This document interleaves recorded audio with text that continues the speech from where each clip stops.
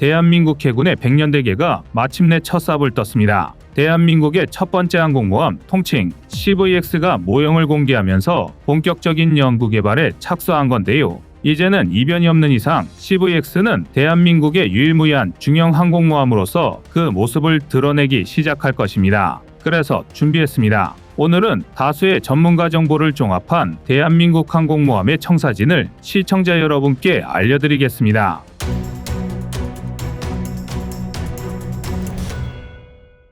전 세계에서 헬리콥터 모함이 아닌 항공모함을 보유한 나라는 기껏해야 8개국밖에 없습니다. 그리고 이 중에서도 캐토바 방식을 사용하는 항공모함을 보유한 건 미국, 프랑스, 중국 정도뿐인데요. 이는 캐터펄트를 사용하는 이함 방식이 스키점프대 방식보다 불리해서가 아닙니다. 되려 더욱 뛰어나기 때문인데요. 다만 캐터펄트를 이용하는 항공모함은 설계부터 운용까지 난이도가 훨씬 높습니다. 그렇다 보니 많은 나라들이 현실의 한계에 부딪혀 스키점프대 이함 방식을 선택한 것입니다. 실제로 캐터펄트 이함, 어레스팅 기어 착함을 사용하는 캐토바 항공모함이 숫자로는 스키점프대 방식 항공모함보다 훨씬 많은데요. 당장 미국부터가 취역한 11척의 항공모함에 모두 캐토바 방식을 사용하고 있습니다. 이건 미국을 제외한 전 세계의 항공모함을 더한 수보다 많은 숫자인데요. 이미 이것만으로도 스키점프대에 비해 캐터펄트를 사용하는 이함 방식이 얼마나 우수한지 입증된 것이나 다름없습니다. 그러나 이 중에서도 더욱 특별한 건 따로 있습니다.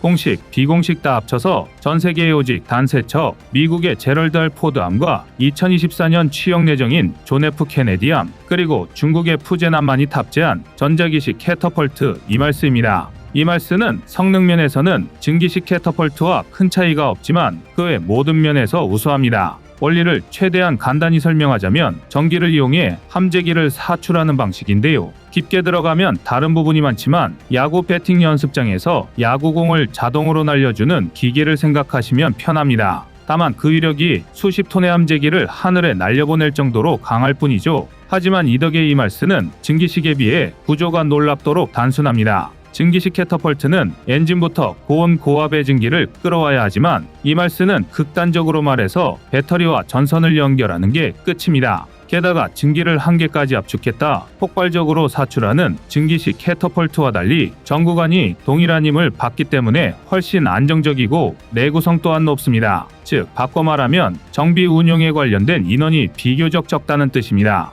정리하자면 성능은 똑같지만 공간도 적게 차지하고 내구성도 높으며 훨씬 섬세한 조종이 가능한데 심지어 운용에 필요한 인원도 적은데요. 그렇다 보니 국내 연구진들은 대한민국 항공모함에 있어 이말스를 최선의 이함 방식으로 여기고 있습니다. 7만 톤급이라는 한정된 규모의 최대한 많은 함재기를 경납시켜야 하고 동시에 일평균 70소티 이상을 확보하려면 다른 대안이 없는데요. 실제로 이번 마덱스 2023에 공개된 한국형 중형 항공모함 모형은 이말스 탑재를 염두에 둔 형상으로 공개되었습니다. 장기적으로 우리 군에서도 이말스 탑재를 염두에 두었다는 걸 알 수 있는데요. 그러나 원대한 계획인 만큼 치명적인 문제가 있습니다. 우선 첫 번째, 아직 대한민국에 캐터펄트 관련 기술이 없다는 것입니다. 현재 전 세계에서 이말스 관련 기술은 제너럴 아토믹스 등 미국 기업이 대부분 독점하고 있습니다. 예외가 있다면 중국인데요. 중국은 2016년 푸젠함을 건조하면서 자체 기술력으로 이말스 실험에 성공했다고 주장하고 있지만 아직 단 한 번도 성능이 검증되지 않았습니다. 심지어 진수식에서마저 캐터펄트 부위를 가려놓아서 모습이 공개된 적도 없습니다.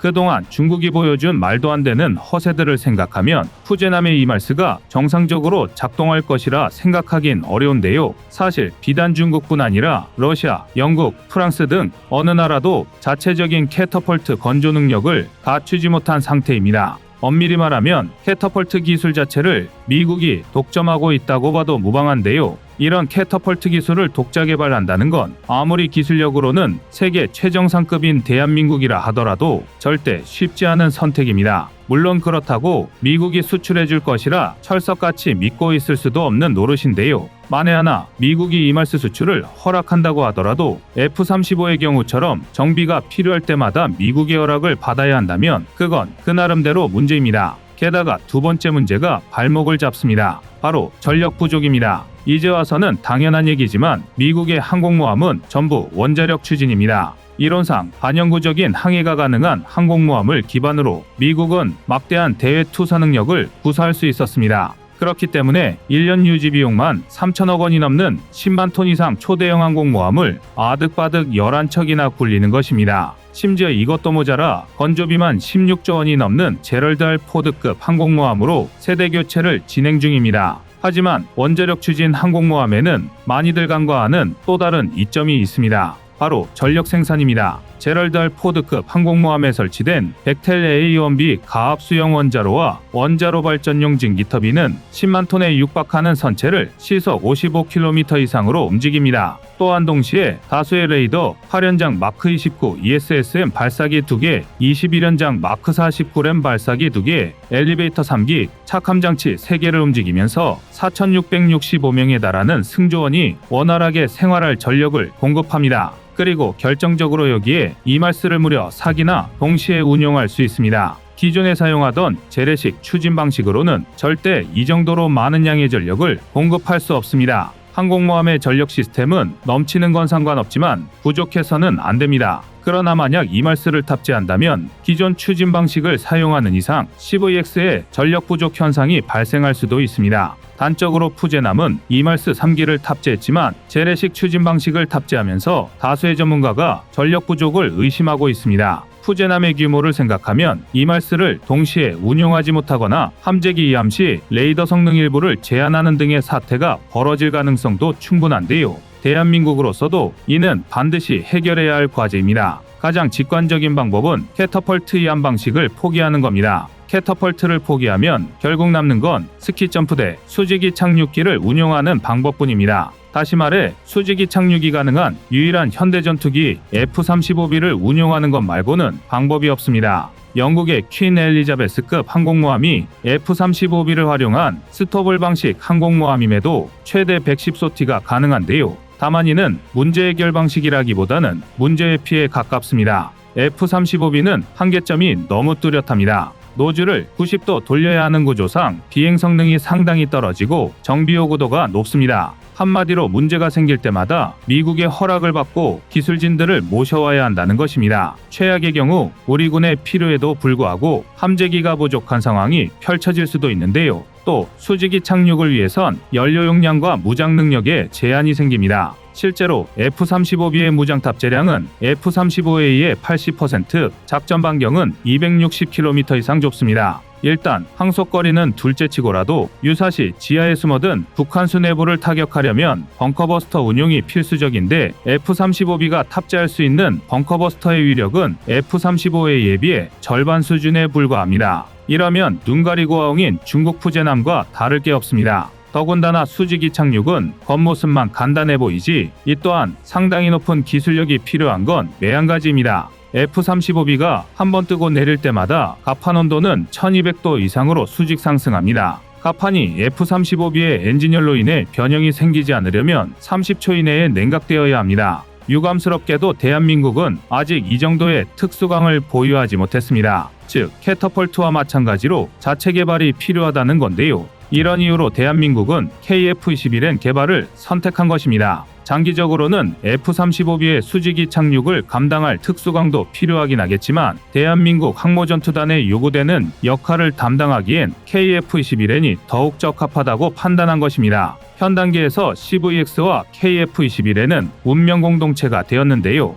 두 번째 방법은 대한민국 실정에 맞게 이말스를 자체 개발하는 것입니다. 대한민국은 이미 완전한 전기추진 형식인 통합전기추진 체계를 개발하고 있습니다. 우선 차기 구축함인 KDDX부터 이 통합전기추진 체계를 채용할 예정인데요. 통합전기추진 체계는 가스터빈과 디젤 엔진에서 발생한 전력으로 함정을 추진하는 동시에 필요한 전력을 공급할 수 있습니다. 애초에 선박 추진, 레이더와 함께 레이저나 레일건 같은 고전력 무기를 사용할 수 있도록 구상된 엔진인 만큼 상당한 양의 전력을 생산할 수 있습니다. 앞서 말한 퀸 엘리자베스급의 항공모함의 경우 가스터빈 2개와 디젤 엔진 4개로 109MW의 전력을 생산할 수 있습니다. 지상에서는 약 15만 명이 동시에 쓸 수 있는 전력량인데요. CVX가 퀸 엘리자베스급보다 더 많은 전력을 생산하고 제럴드 R 포드급보다는 적은 이말스를 운용한다면 충분히 감당할 수 있습니다. 게다가 대한민국은 이미 KF-21N 독자 개발 연구를 진행하면서 이말스와 차세대 착함 장비 AAG 효용성 연구도 진행한 상태입니다. 다시 말해 이미 연구 개발 검토 단계에 진입했다는 건데요. KF-21, KF-21N과 마찬가지로 정면 돌파를 선택한 것입니다.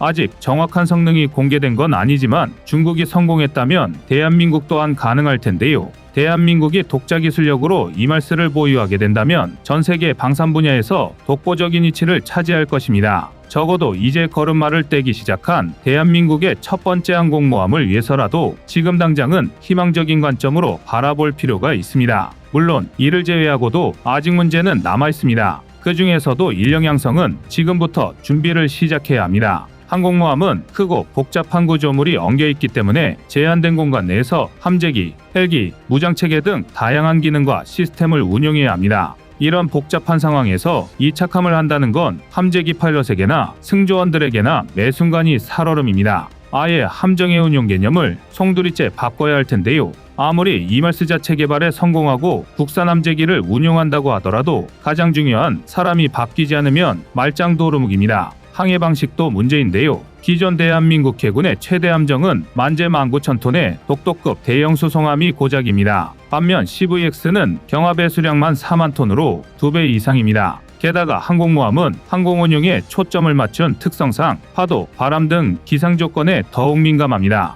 지금부터 이에 대한 연구를 시작하지 않으면 결국 항공모함을 건조하더라도 온갖 문제가 비산할 텐데요. 하지만 어차피 항공모함은 맨 땅에서 시작해야 할 초장기 사업입니다. 부디 대한민국이 조급함보다는 침착함으로 100년 대계를 완성해 가길 바라겠습니다. 이상 꺼리튜브였습니다.